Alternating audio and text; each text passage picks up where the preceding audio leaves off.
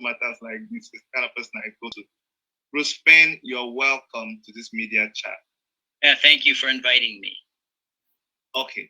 Mazi is okay. You are please very welcome to this media chat. Thank you. It's always a pleasure to have you. Thank you very much, Chidi, and thank you very much, Bruce Payne. I believe we would have a very well-informed conversations to unpick the nitty-gritties as contained in that document. So, Chidi, you might go ahead. Okay, thank you so much. Now, Bruce Payne, I wouldn't want to mess things up. I want you to do us the honors of explaining to us this document, which is now in the media space. What is it all about? The origins of the case go back to 2017 when President Donald Trump approved the sale of 12 A-29 Super Tucano military aircraft to Nigeria for $600 million, despite the fact that we have had longstanding amendments to the Foreign Assistance Act, they're called the Leahy Amendments, that prohibit the transfer of weapons to any foreign security service guilty of egregious human rights violations. It is quite obvious, based upon President Buhari's statements insinuating he's involved in conducting a second edition of the 67-70 genocide of Biafrans, that these weapons will not be used against international terrorists. They'll be used to continue the genocide against Biafrans in the Southeast. And the case that we have brought is against those in the executive branch of the United States responsible for the delivery of the A-29 military aircraft. And 6 of them have been delivered. 6 have not been delivered. We believe that at least we have a chance, even by highlighting the apparent conflict between the weapons and the Leahy amendments, that the Biden administration, which has professed a commitment to human rights, unlike President Trump administration, may well seek the return of the Super Tucanos and cease delivery of the remaining 6. There's also, I think, a great deal of sympathy with the Democratic-controlled Congress about stopping any weapons sales to Nigeria. These considerations were not available when the weapons sales were initially approved in 2017, because President Trump was scornful of human rights, and the Republican Congress was not going to challenge anything that President Trump did. And of course, in 2017, Congress was controlled by Republicans, not Democrats. So the gist of our lawsuit is that the delivery and the sale of the Super Tucanos was in violation of the law. The Leahy Amendments would prohibit these weapons transfers to foreign security services guilty of egregious violations of human rights. And we believe it's transparent. The human rights are compiled every day on the ground with videos and otherwise documented by independent human rights groups like Amnesty International. And therefore, we're asking an injunction against any further delivery of the 6 remaining Super Tucanos to Nigeria, and a return of the 6 that have been delivered back to the United States.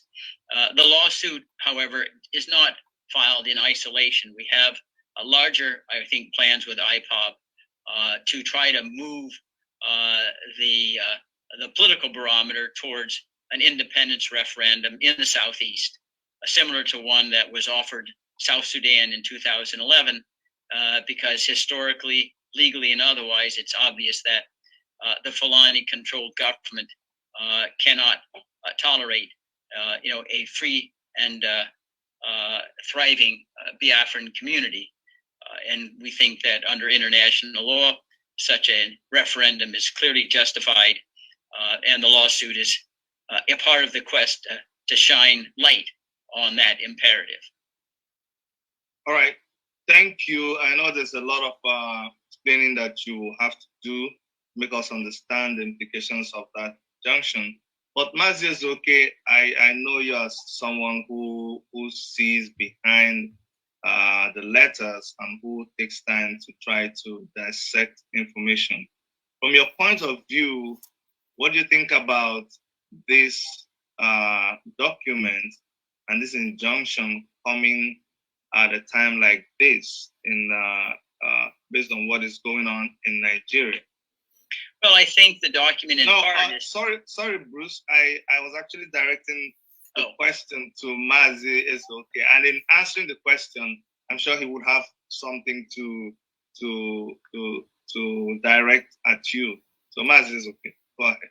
Okay, thank you very much, Chidi. I think reviewing the document, looking at the document under review, and I can see that the issue in contention now are two things. I mean, this is as Bruce has said at the beginning, a case against the Secretary of State, Tony Blinken, and Secretary of Defense, Lloyd Austin. And it's centered on the A-29 Super Tucano jet that's been sold to Nigeria under President Donald Trump. But again, before I go any further, I'll even push my question back to Bruce here. I must note that going through this document and seeing that 6 jet has already been delivered, and just opposing the support Ipob, quote unquote, gave the former president of America, then my question to Bruce will be, we know about the Senator Leahy, law or act as amended. We obviously know the content that for nations or countries that use these military hardwares acquired from foreign countries to oppress their people, that they should not be sold to them. Now, could you tell us, at the point where these discussions happened under President Donald Trump, and these equipments, agreement was reached, was it that Ipob at that point did not reach you as their legal counsel in order to obviously advise to say, at that point, it's better for this deal not to go into negotiations at all? Isn't it better, wouldn't it have been better to, at that point, stopped the sale as opposed to going to court to recall 6 already delivered and stopping the delivery of 6 about to be delivered? I wouldn't quarrel with your observation. I don't want to fault find Ipob. They have many, many things to address. When you're the subject of genocide, your concentration can be divided. I simply was not contacted at that time. A lawyer doesn't create his clients come to lawyers. So that's just a description of what in fact transpired. But I'm not inclined to fault find others. I don't know what the circumstances were. But ideally, yeah, a lawsuit would have been filed within days after the sale was approved. It's obviously more difficult to undo something than to prevent it from happening in the first instance. But I think serendipitously, in some sense, the belated filing is a little bit to our advantage. First of all, it's open and notorious that President Trump was very, very hostile to human rights, and he wouldn't care whether or not the weapons were utilized to commit genocide. He used very derogatory and indeed vile language at one point to describe Nigerian immigrants, you may recall.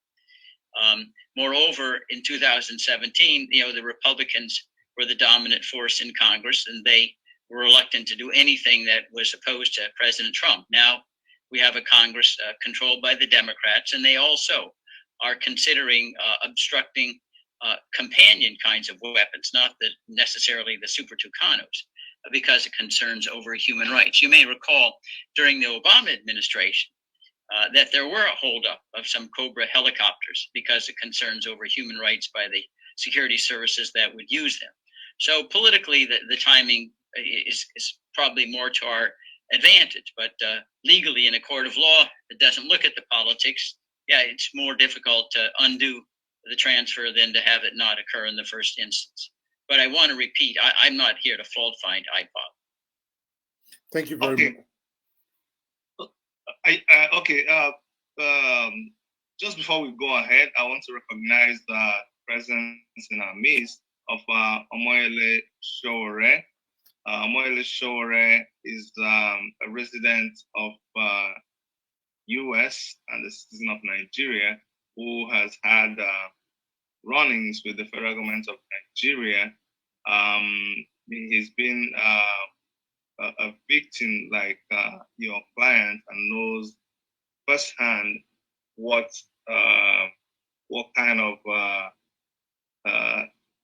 of institution is the Federal Republic of Nigeria, and we're pleased to have him in our midst. Mr. Omoyele Sowore, you're welcome.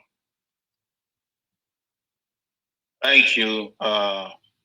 Chidi, for bringing me on. I also want to thank our other guests and panelists. I'm sorry that I came in a little late. There's always something happening in Nigeria every minute. So I got pulled away to another issue, which is also a human rights issue. Because you're aware we have some people who are in detention because they put on Buhari's t-shirts. So, Dr. Chidi, pardon that I may not be able to turn on my camera. I'm laying down because I have stomach flu. So, but it's good to be here, and just take it away as usual, and we'll talk about what we know from this end, what is going on, and why we think the lawsuit that just been filed by Bruce Fein is very timely and important, because I think we have to understand that Nigeria is going through full-blown tyranny at this point. So when you have rogue regimes who go out of their ways to abduct citizens, kidnap people from outside the law, outside international law, everything must be done to stop them before they start carrying out full-blown genocide. So they're doing them already.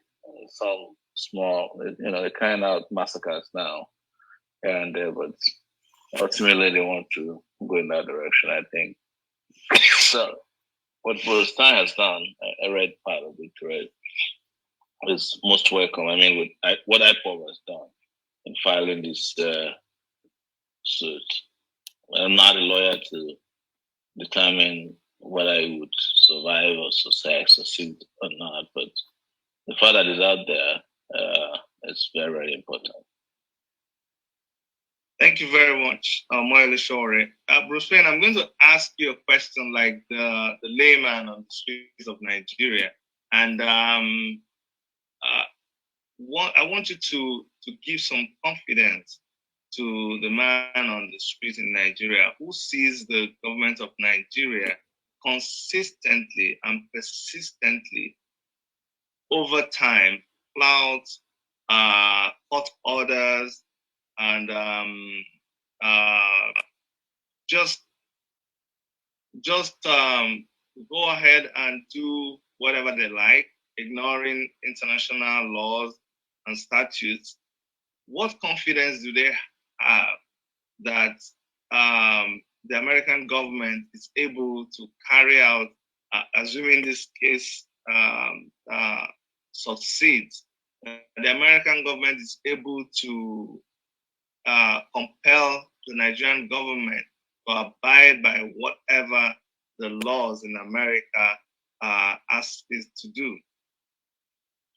Well, I think that the respect that is commanded by United States, federal courts is greater internationally, certainly, than in Nigeria's compromised judicial system.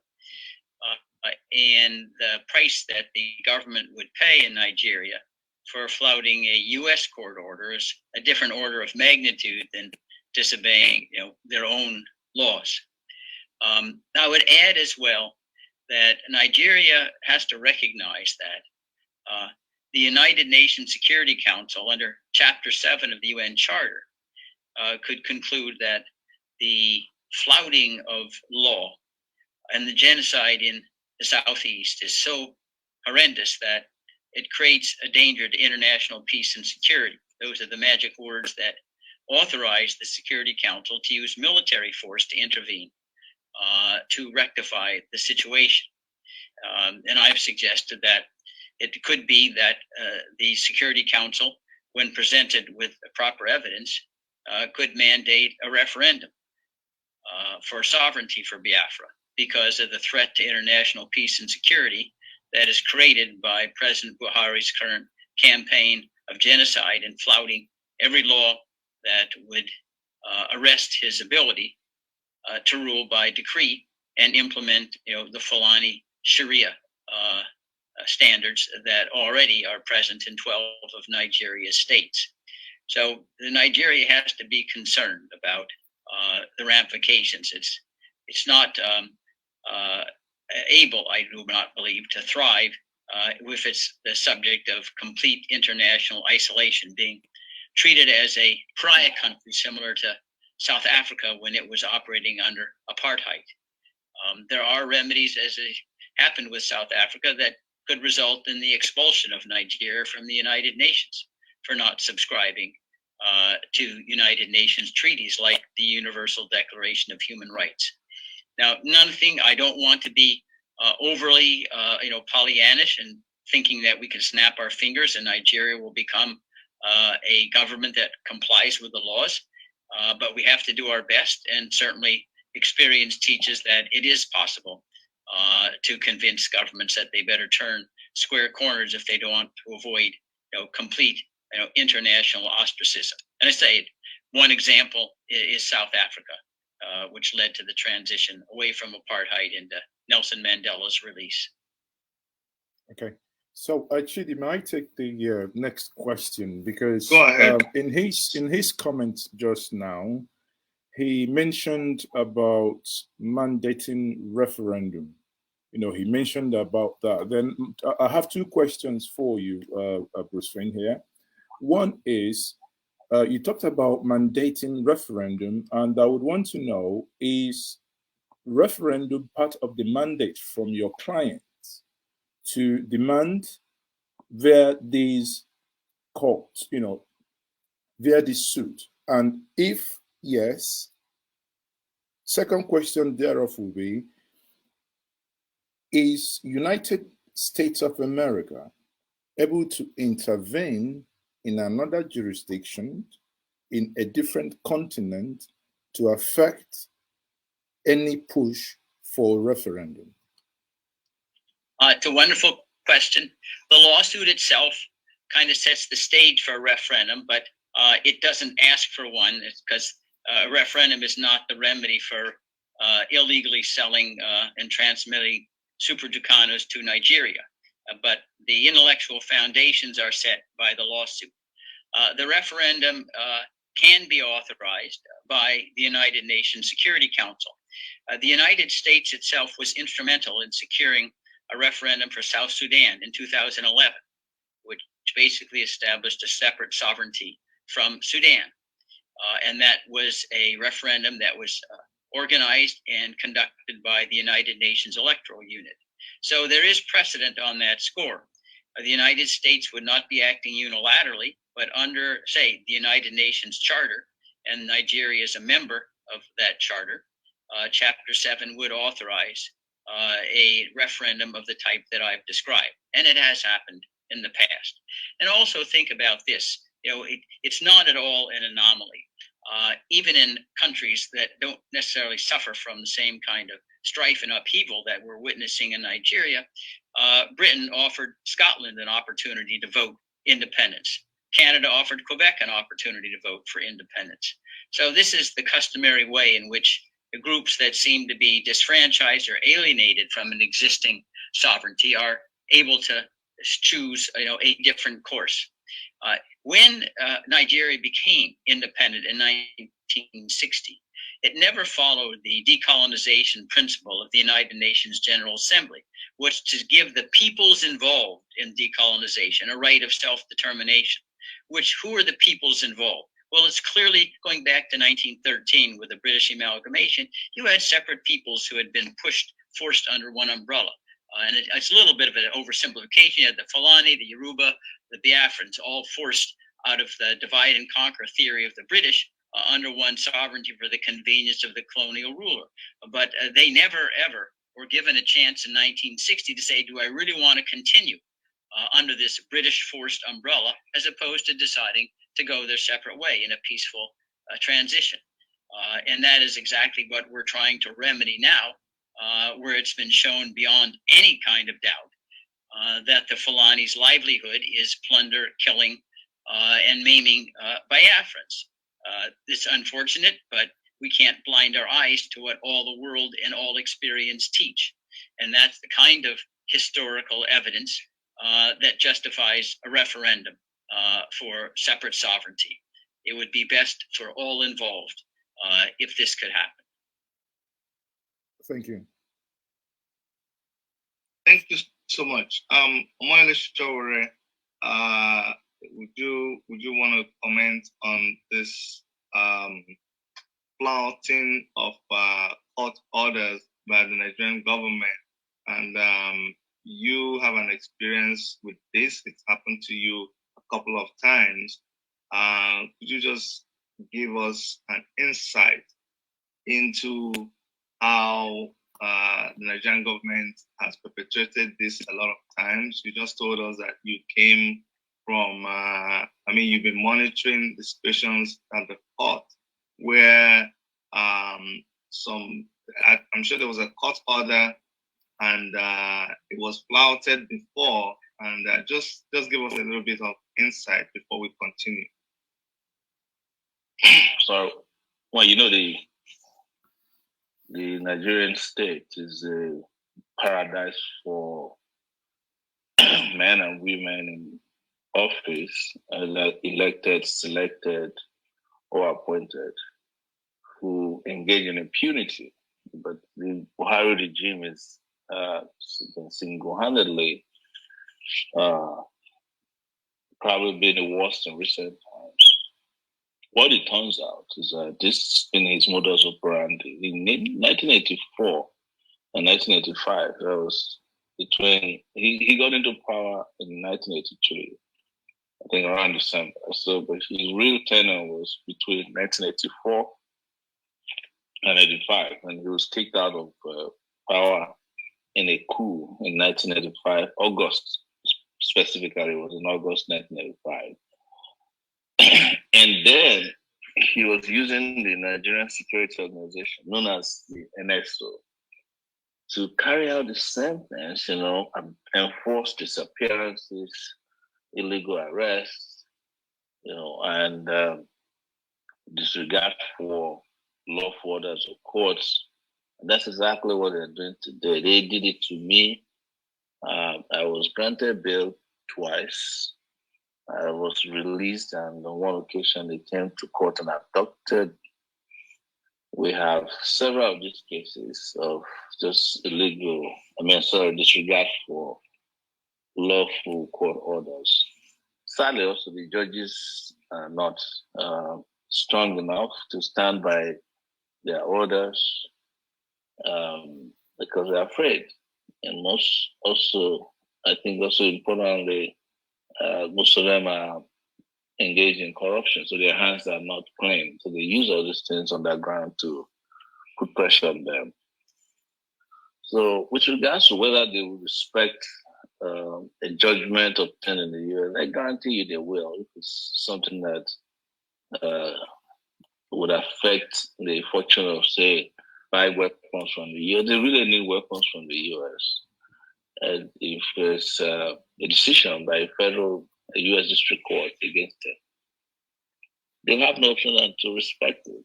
And the US district court, if it takes a position on the Nigerian state and the rogue elements within the state, it could extend sanctions against them.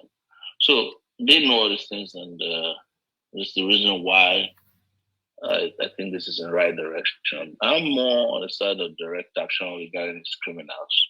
That people should come out en masse and put boots on the ground and end this culture and era of impunity.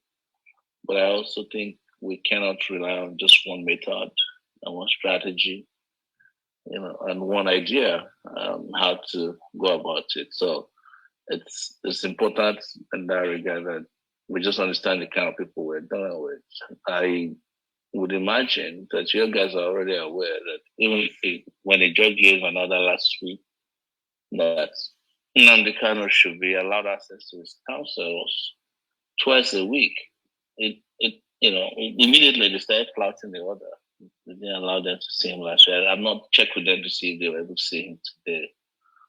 But that's the way it is in Nigeria right now.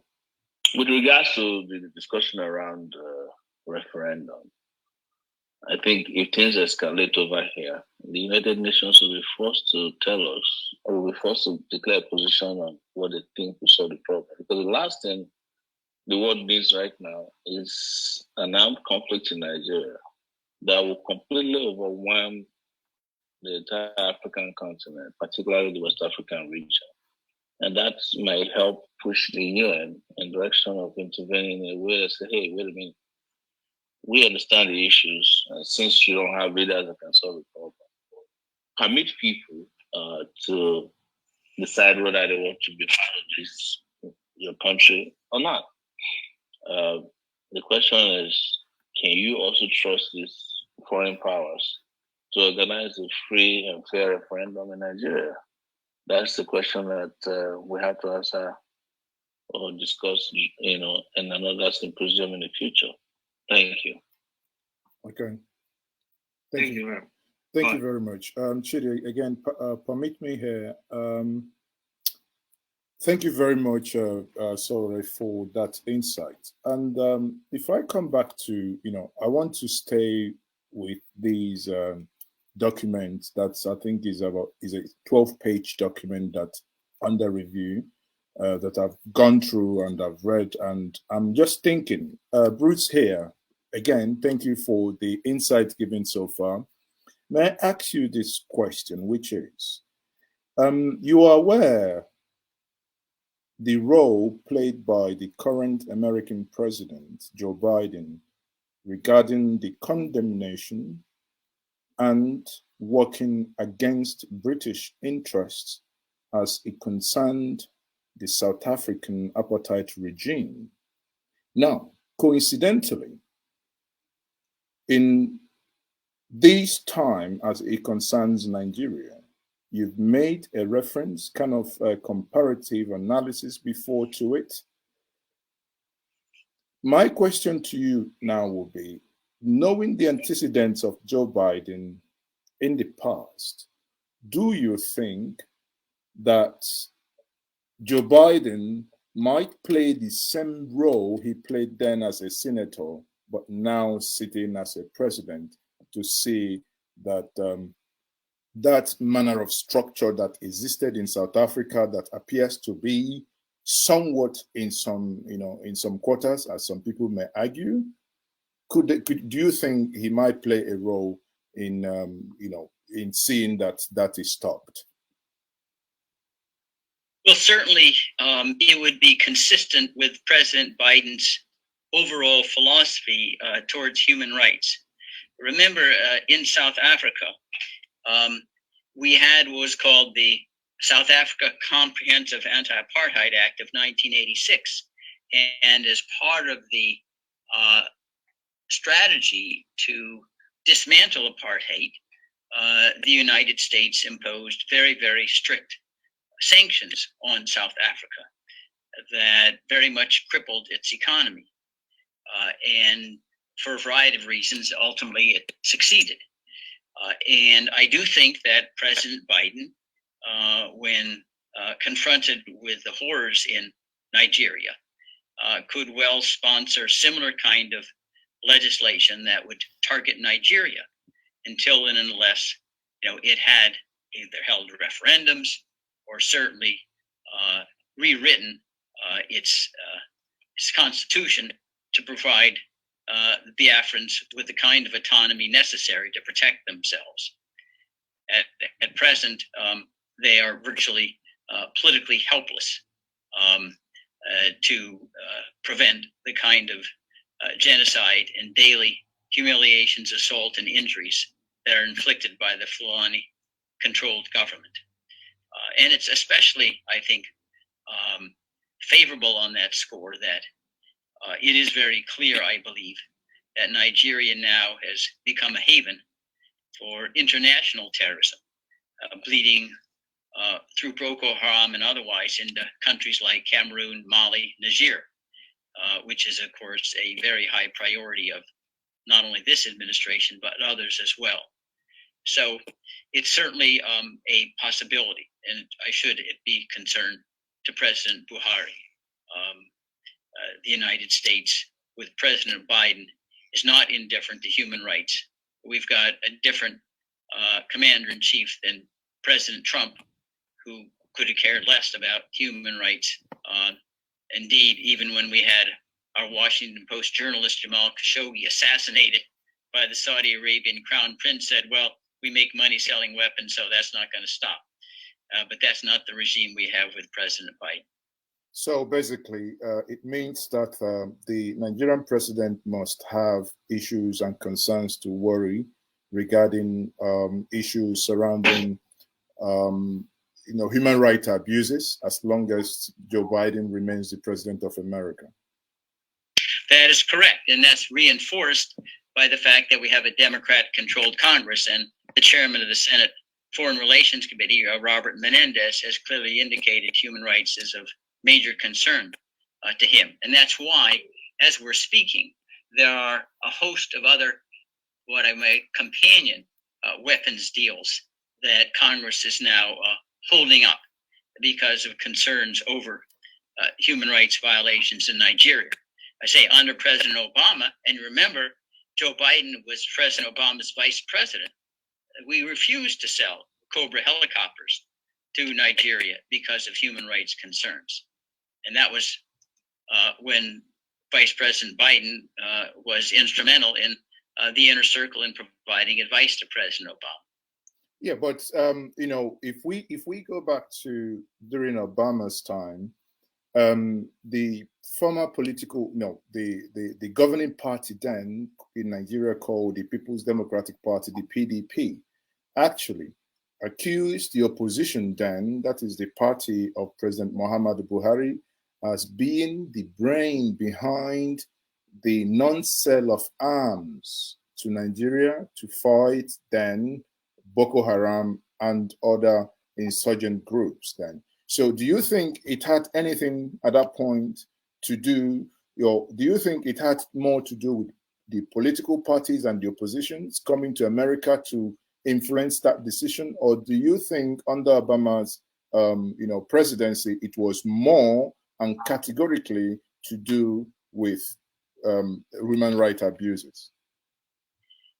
Well, I think it related to human rights abuses, to be candid, that have been, unfortunately, almost epidemic for many years. It rises and falls, but I think it's reached a new plateau with President Buhari, who had given kind of a dress rehearsal for what he was going to do when he was a military dictator in 1983 and 1985. A leopard doesn't change its spots.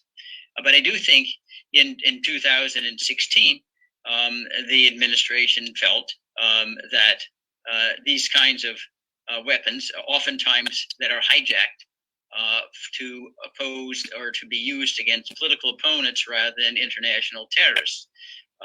So all I think 2016 shows is that the United States has indicated a willingness to say we're not selling weapons to countries that are unable to keep the weapons out of the hands of those who are oppressing Biafrans and others in Nigeria.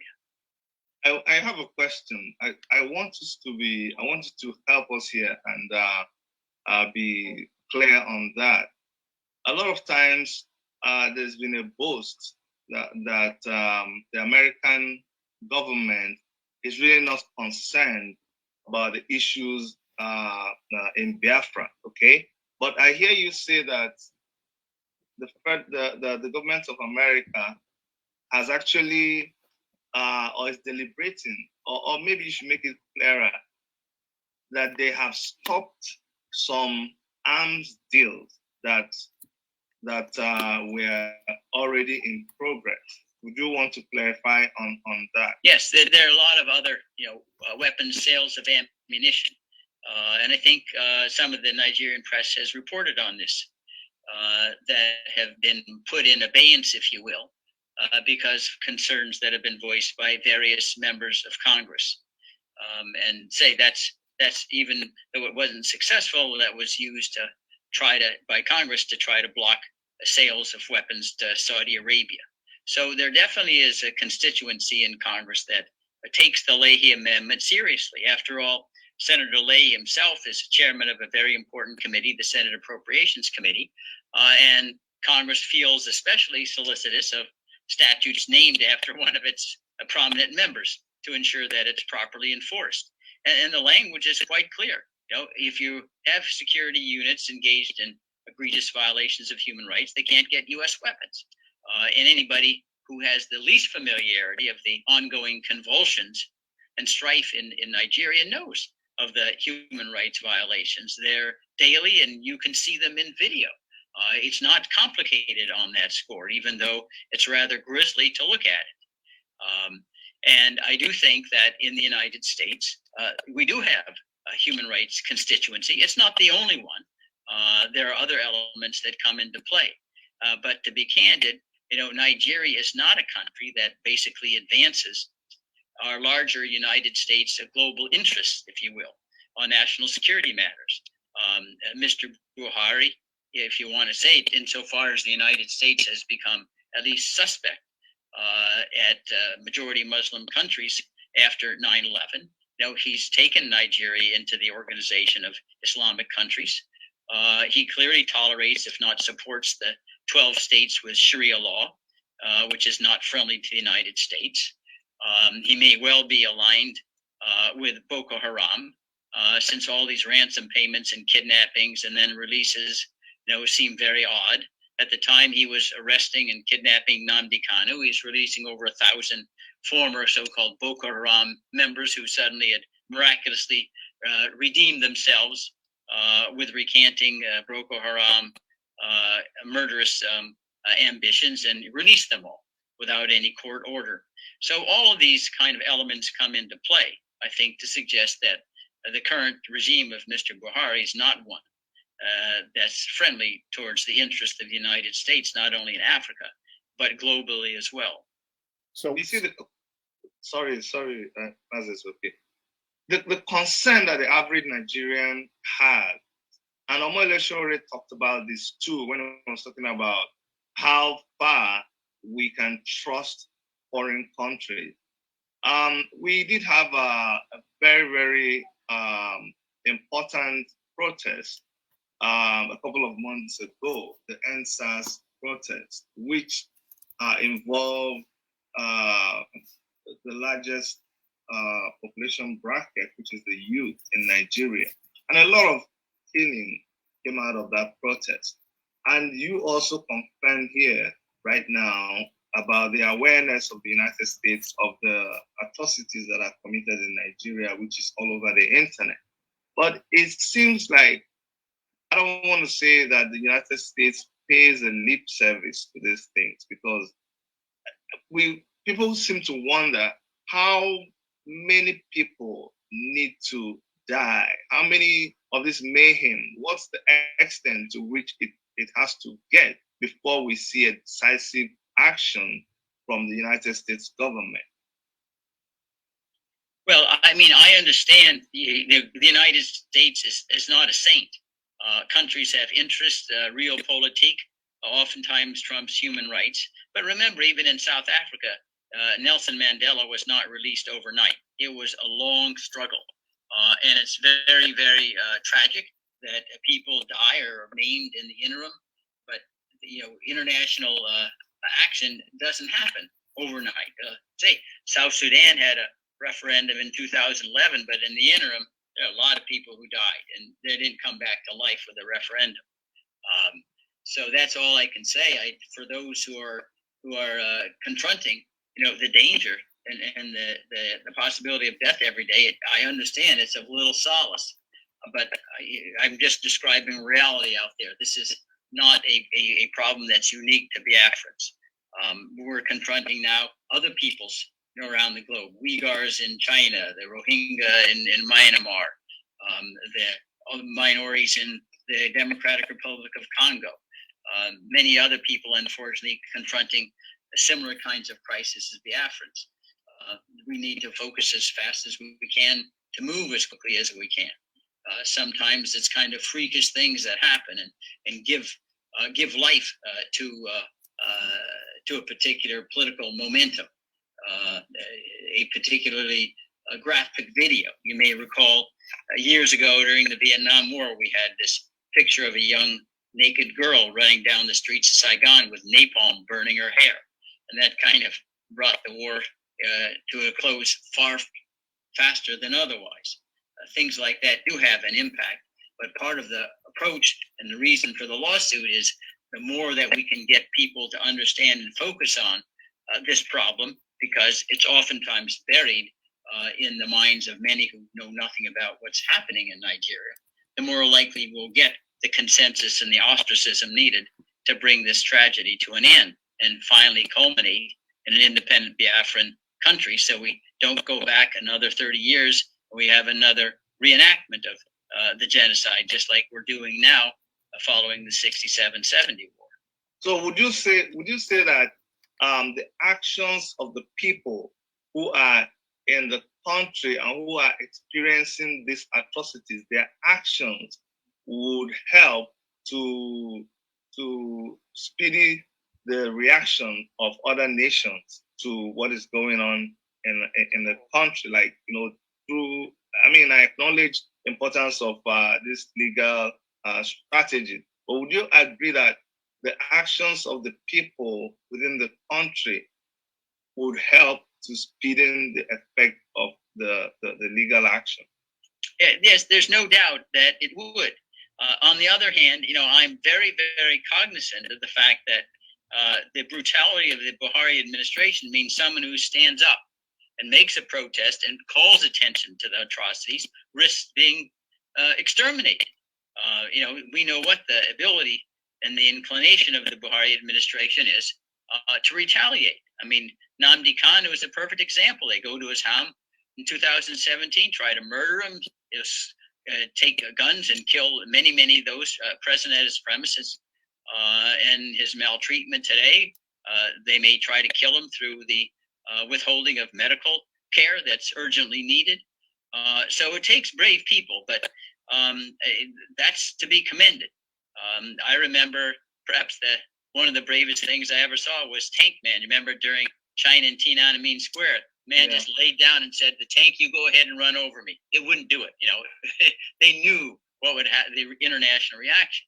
So yes, to the extent that the Biafrans can stand and make it clear, they are not accepting this because the administration of Buhari wants everyone to be silent, so no one hears, see no evil, do no evil. It just doesn't make any ripple effect. But the fact that you're standing up and protesting despite the risk does focus international attention on it and will accelerate the ability to bring this tragedy and the genocide to a close ASAP. Mazi is okay. Okay, thank you very much, for the answers provided so far. And, sitting down, listening to, obviously, you are not in a position of authority to have taken some certain decisions. But when we talk about America as a country and its government, you mentioned about Obama before, then I'm sitting down here thinking, if American government, with all their arsenals in terms of intelligence gathering and saying these things that is coming from the government today, then one would then want to question the support this same American government under Barack Obama that did not sell arms to Nigeria at that point, who apparently knew what was also probably was in the offing. Then I question how come, you know, that administration gave so much support to the realization and to the point that this current administration came to power. Well, I believe that, as you well know, throughout Africa and certainly Nigeria, corruption is a huge problem. And corruption under the administration of Goodluck Jonathan, maybe reached epidemic proportions. And there's an idea, well, if you look at something that's bad, you think anything that will replace it will be an improvement. Failing, certainly in this instance, to examine what Mr. Buhari had done when he was a military dictator. And nothing since then indicated that converted to being a Democrat. So the idea was, well, at least we'll strike a blow against corruption in Nigeria by supporting the opposition. Then, failing to see, we ended up a cure worse than the disease. It's not unique to Nigeria. I think if you look what we did in Libya, we went in, overthrew Gaddafi, and now we have chaos. It's worse than it was then. So there can be blunders made by the United States. Even if the goal is benevolent, there oftentimes can be myopic, and I think that clearly was true with regard to supporting, a change of administration from Goodluck Jonathan to Buhari. Well, I'm happy you said that somewhat, but it means I can put it out there that America misjudged, and because when you mentioned about corruption, actually, many commentators, it's remained to be proven or seen, but many people would agree, and many people do say, which I believe you do read as well, that corruption under this government made Jonathan's like a baby learning how to crawl. Yeah. Yes. A wonderful analogy. Yeah. Well, okay. So having said that, now let me quickly make a point something. Now in Nigeria, we have about 875 million naira, $875 million deal, arms deal with America. I think you alluded to it before, that is slightly being questioned now. But again, funny enough, in Nigeria, it's a place where funny things do happen. I put this. The information minister says federal government not aware of 875 million ammunition deal with the US. The National Assembly says Nigerian National Assembly plans to meet US Congress over 875 weapon deal stoppage. Now, I mean, the funny side of it that in one government, one doesn't know, the one that ought to know the information does not know that this information exists. And the other is saying, okay, we are going to meet the Americans to discuss this. Now, my question to you is this conversation happening now, both the denial and the one trying to meet the US Congress, is it happening because of the actions you and your clients have taken? But I think there are many factors usually contribute to important developments. One factor alone usually is not completely decisive. But I do think the actions that we have taken, which is not only including the lawsuit, but we've written letters as well. The Secretary of State to probably half a dozen members of Congress have called attention to what has transpired, in the Southeast.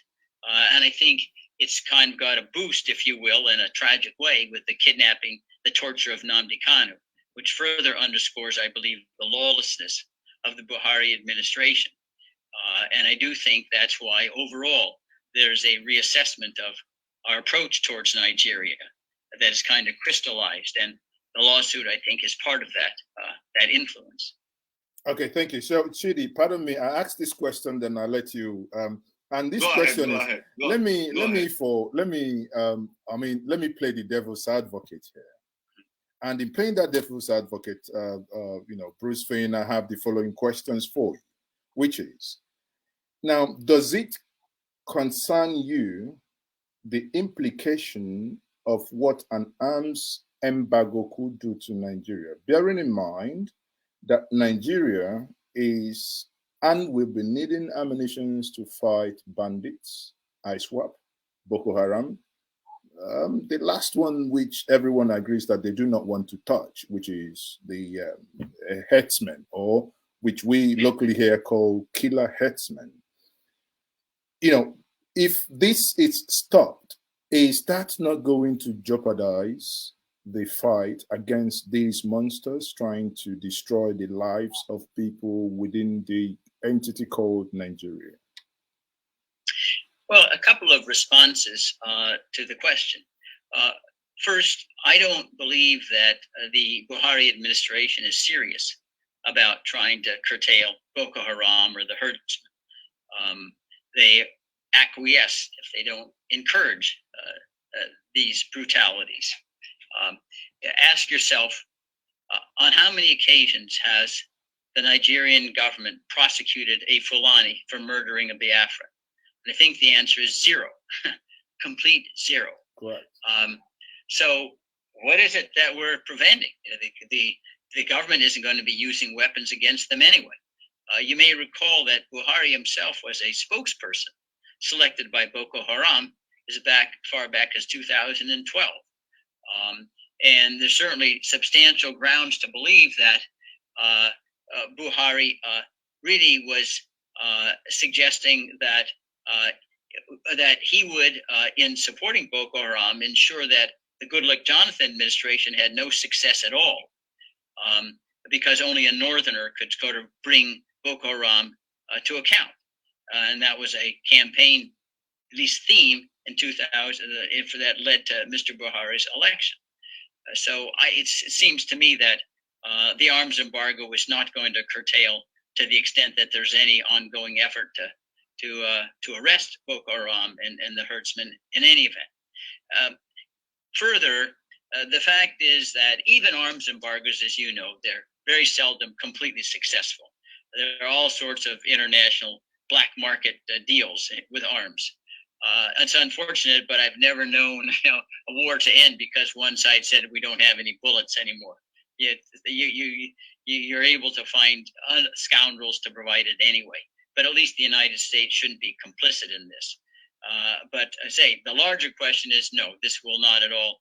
An arms embargo would not compromise the fight against these international outlaws. Okay, thank you. So Chidi, I yield to you.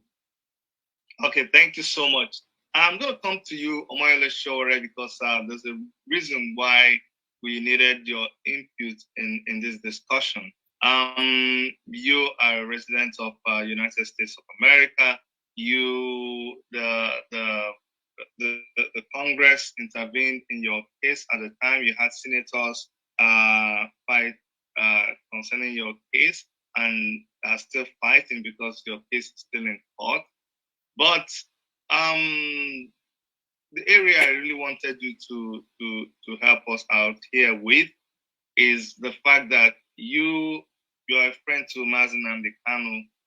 You held meetings with him, particularly the meeting you held in New York, which I was present at. And you have kept very close monitoring of activities concerning Mazi Nnamdi Kanu. We saw how you showed up in court. You have been advocating for protests, and you have actually called for a protest on the 5th of August, which is just 3 days away.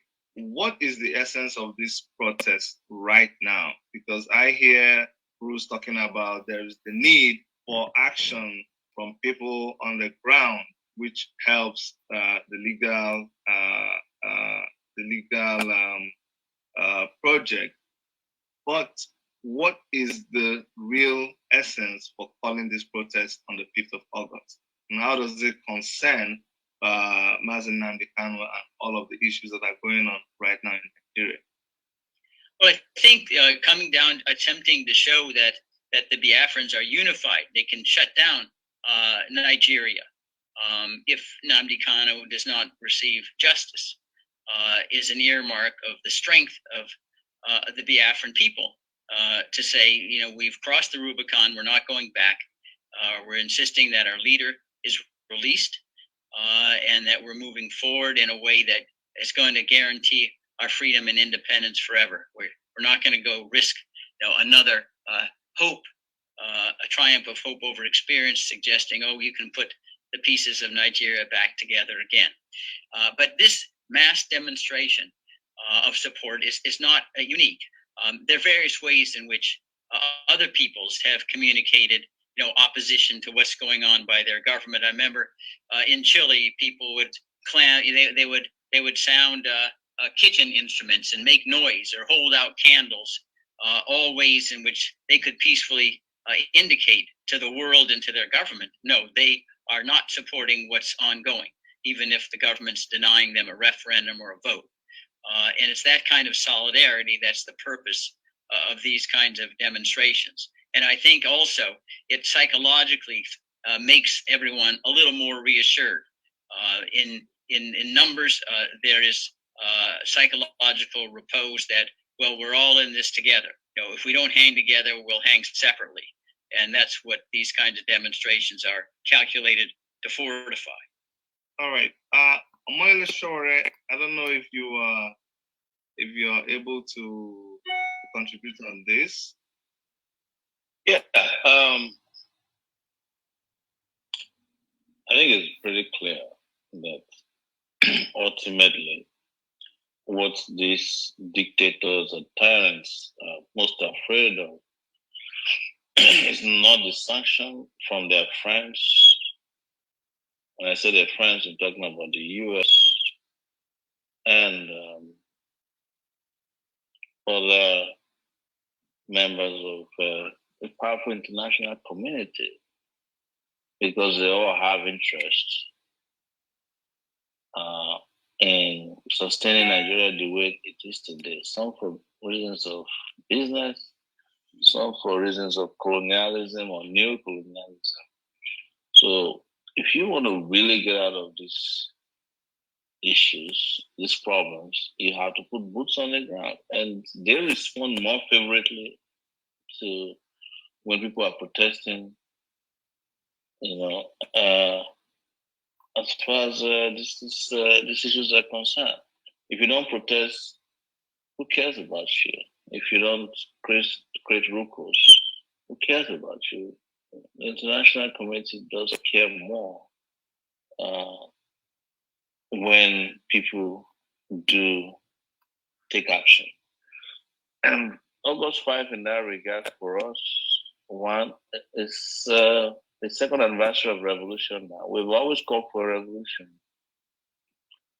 Instead of even this whole idea of breaking up Nigeria, because we know people who are running Nigeria down from all parts of the country, Igbos, Yoruba, Ibibio, you know, Numa, anybody, Hausas, Fulanis. And then we're more interested in breaking the back of this oppressive class as opposed to fighting in silos. So, but 2021 August 5th action would be dedicated mostly to victims of unlawful political detentions. Kanu was one of the people we were fighting for. Ezak was part of the people we were going to fight for, but they've now released Ezak. A lot of people reached out to me that it might have been because we put him up there on the list, and we have Sunday Boho, we have those 12 people who are detained at the DSS who were picked up at Sunday Boho's house, and also the 5 young guys, including a blind saxophonist, who were arrested at Dunamis Church for wearing anti-Buhari t-shirts. So that's what it is, and we're calling on our Biafran brothers who completely support their plan to shut down the markets, engage in peaceful protests or marches. We just want them to start from August 5 as opposed to August 11. If you ask me if this is well done, it's well coordinated, and It's the unity of the oppressed, which we always call for. These people can't handle us if we unite. So that's what August 5 is about. And like Bruce rightly said, all this, the US, European nations, United Kingdom, and members of the international community, as they're called, respond, urgently when they can see smoke rising from this, rogue regimes than when you write letters to them or you complain to them through their bureaucratic organs. They don't listen. But if you want your prior to be noticed, you better put boots on the ground. That's our position. But we are definitely very, very concerned about Kanu's situation, considering that he was kidnapped, which is the diplomatic and decent word for kidnapping is extraordinary rendition. And put in detention in Nigeria, that's unacceptable to us because we understand what this means. And we want to make it clear that we're not opposed to groups that are seeking self-determination. We just feel like a revolution would be ideal instead of breaking up Nigeria, into small ethnic enclaves. So that's it. And Dr. Chidi, I sent you a message already that my time might be up. But I want to thank Bruce Fine. I've been listening to him all day for putting these things in some of the best perspectives that we could ever listen to. And hear his very sound legal arguments about how we can put these guys in a place. Why he operates in the courtroom, I operate on the streets and probably in the media space as well. So thank you, Bruce. Keep up a good job. Yes. Thanks. Thanks so much. You guarantee that we will support all your efforts that will help liberate Nigerians, liberate Biafrans, liberate anybody that's in bondage. And I guarantee you, a lot of people in bondage in Nigeria who are not even Biafrans. All across the country. In fact, there are Fulanis who are in bondage. And that might shock you because this is a rogue regime. While it feeds on the Biafran, they also feed on hapless other persons all across the country. So let's keep, working together. Let's keep the pressure up. And Chidi, my brother, thank you so much for bringing me. And you are in safe hands. You're in better hands. I picked a lot of ideas from Bruce today. And one of it, that I really like is when he was talking about how Nigeria did not go through proper decolonization. Nigeria never goes through anything. They never do anything proper.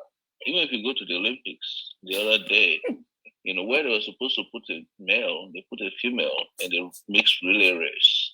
It's like, yeah, Nigeria is designed to fail, even in the smallest of things, in the smallest of places. That's how Nigeria is designed, but just leadership for me, it's just like we're started with these incompetent leaders all across the world. It doesn't matter whether you ask them to cook or you ask them to govern. They don't know what to do. But we keep talking, Bruce, and thank you so much for your sacrifice. Wonderful. Thank you. Thank you, Moyo Insurance. Mazi is okay. Well, again, I think probably we'll be wrapping up, but having listened to everything and reading the documents, now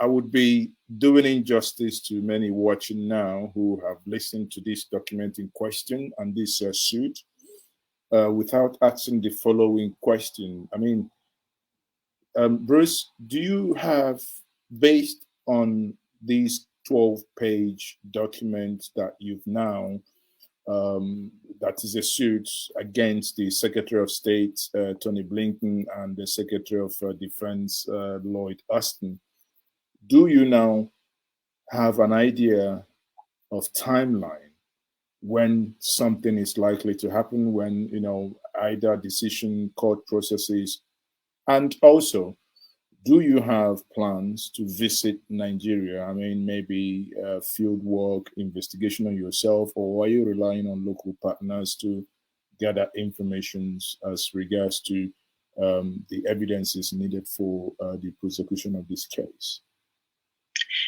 Let me answer the last question first. Yes, I have plans, to visit Nigeria as soon as I can arrange it, and indeed meeting with Nnamdi Kanu and his Nigerian lawyers as well, to ascertain directly information for the maltreatment and to ensure that we're on the same page. I've had communications indirectly with his lawyers, with Nnamdi Kanu, but nothing replaces a direct face-to-face communication. There's no chance then for misunderstandings or miscommunications. So I may see you in Abuja soon. With regard to the timing of the lawsuit, under our federal rules, the government has 60 days to respond to the complaint. Once there is a response, I think I would move for what I call a preliminary injunction. It kind of accelerates the case faster than otherwise, saying that it's very likely we'll succeed on the merits and there would be irreparable injury if the Super Tucanos are permitted to participate in the genocide against the Biafrans. But that 60 days sounds like a long time, but I can't change that rule. That's what the government is offered. If it's a private person, there's only 21 days to respond, but the government gets extra time. So that's what we're talking about in terms of when we can anticipate, an answer from the government. Now, let's also remember that it's possible that the administration would change its mind because of the developments, not only in Nigeria, but opposition they're hearing from members of Congress. So we're working that angle as well. So it may well be that the government would just concede that this was a Leahy Amendment violation and not deliver the remaining Super Tucanos and retrieve the 6 that have already been delivered but not yet commissioned into the Nigerian Air Force. Those are political developments outside the technical areas of a courtroom, but we think that the lawsuit itself could precipitate that kind of action. You know that the administration came in, been preoccupied in the short run with COVID-19, with many, many issues concerning Iran and China.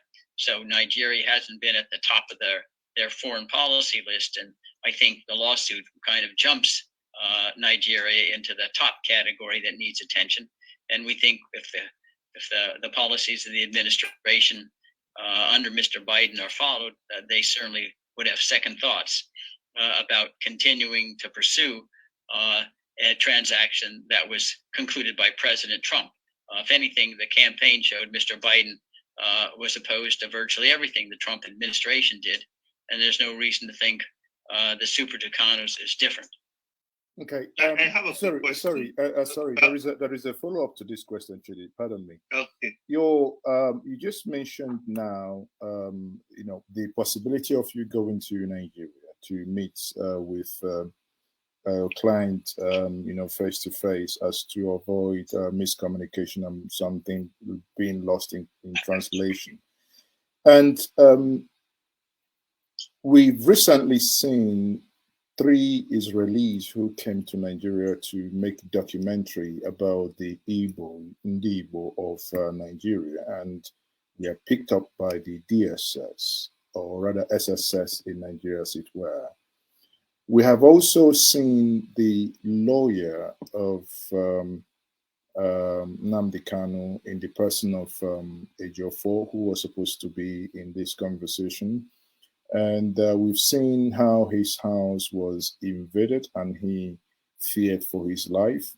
Now, putting all these into consideration, do you think it is safe, knowing the Nigerian government and obviously the overzealousness of maybe some of the security agents, for such trip to be embarked upon. What's your take? But I don't want to be foolish. On the other hand, taking risks is part of living. Otherwise, you wouldn't get out of bed in the morning. And there are many Biafrans are taking far greater risks than I would traveling there. Certainly, these happenings that you've described signal, caution and vigilance. But there's ways that I think I can take protective measures that would diminish very highly the likelihood that anything would happen to me. I can't rule it out, but something could happen to me in the streets of Washington, D.C. as well. I don't want to kind of be boastful, but I certainly know that lots of people have to take risks in any political effort to get justice. And I can't expect others to do what I'm not willing to do myself. Thank you very much for that. So, Chida, Yes, thank you, Mazi. Okay. I must really commend you, Bruce, for your last statement, because when you hear someone talk like that, I'm glad Mazi asked you this question, and I was touched by your answer, because your answer does not deny the fact that there's dangers involved. You addressed it practically, and that makes a lot of sense. So I really want to thank you on behalf of the people of Biafra for not just taking your professional responsibility, but being humanitarian in your approach. Now, while you were answering Mazi's question, you mentioned about the possibility of retrieving the Kanu aircraft. And I'm wondering also, is there a timeline? Could you help us to understand what the agreement is? Do you know the agreement between the United States government and the Nigerian government concerning the commissioning of these airplanes? Is there a time within which they are supposed not to commission it, and within which time it is possible to retrieve it? Well, I believe, maybe in the next several weeks, the 6 that have been delivered are supposed to be commissioned into the Nigerian Air Force. Now, certainly, I don't think we're going to get a decision in the lawsuit that quickly. But there's no doubt that the United States has sufficient leverage over Nigeria to tell them, okay, we don't want you to make those planes operative until this lawsuit concludes, or we need further investigation. Or otherwise, the United States could seek, other kinds of sanctions, if you will, or limitations on our engagement with the Buhari administration. So there are a whole host of ways, I believe, given the power of the United States, where we could make it clear, if we wish to, that they should withhold making the Super Tucanos operative until there's been more time for deliberation and legal consideration. Yeah, it was important to ask that question, because I know you had talked about a 60-day period for the court to review your injunction, and now you've just revealed that the time within which the government of Nigeria may have to commission this aircraft falls within that 60 days. So that was why I wanted us to know. So yeah, it will be interesting and important to know those other measures that will be taken, since, according to you, I don't think you're able to get like a preliminary injunction to kind of stop this action except after 60 days. Yes, but think of this as well, that when they commission them, I think it will show that they are not going to be utilized against the Fulani herdsmen or the Boko Haram. It'll show that Mr. Buhari was engaged in a fraud and a pretext in insinuating that the aircraft were being purchased to use against international terrorists. And so they commissioned it. Well, then where are they? You know, where's the bombing of Boko Haram or the Fulani terrorists? Nowhere. So in that sense, it kind of works to prove our case of the fraudulent misrepresentations that he made in order to get the sale in the first instance. All right, thank you. Mazi, is okay. If we will be rounding up, so if there's any other question you have for Mr. Bruce, please go ahead. I think we'll round up. My next question is more or less on clarification here. You know, as it borders on issues that had to do with the Tucano jet. Maybe that's partly my ignorance, not knowing the clarification that I'll follow in seek to for answers. In this document, I read about the use of these Tucano A29 jets, you know, where you have John Doe 1 to 7 as, you know, and individuals who lost their properties and sustained bodily harms. Question them, Bruce, here, pardon my ignorance here. If these Tucano jets are not commissioned, how were they used? No, I think if they're commissioned, if they are commissioned, I think they would not be used against, as Mr. Buhari had represented, against Boko Haram, Fulani herdsmen terrorists. We know at present there have been aircraft repeatedly deployed by the Nigerian Air Force to bomb and kill and maim Biafrans in the genocide. They're already using an air campaign, if you will, in the southeast. And there's no reason to believe that the Super Tucano wouldn't be used to replace the less modern aircraft with weapons that are more efficient at killing Biafrans and destroying the property. That's what we expect Buhari intends with the Super Tucano. Does that answer your question? Mazi, okay, I see you.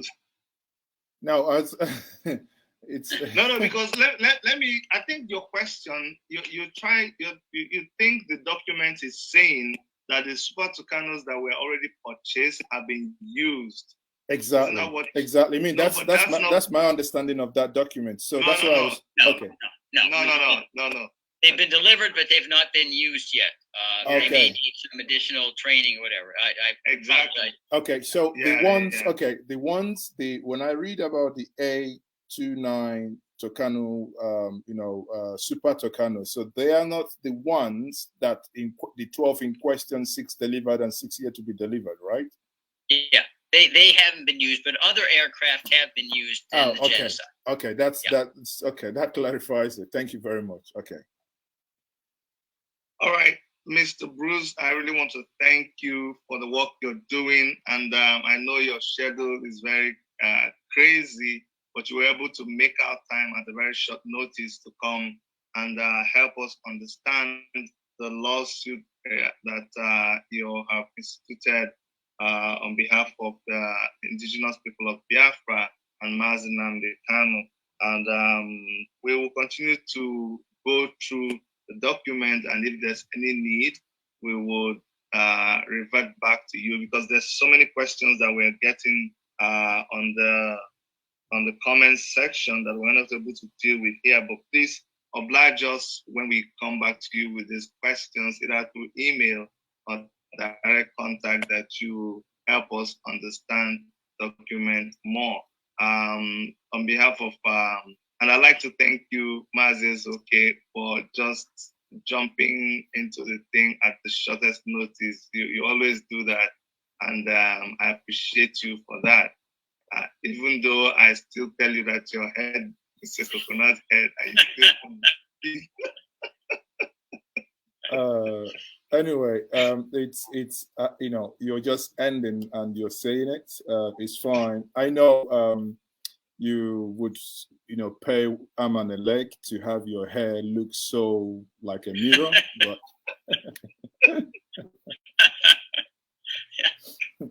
Oh yeah. Well, thank you so much, Mazi.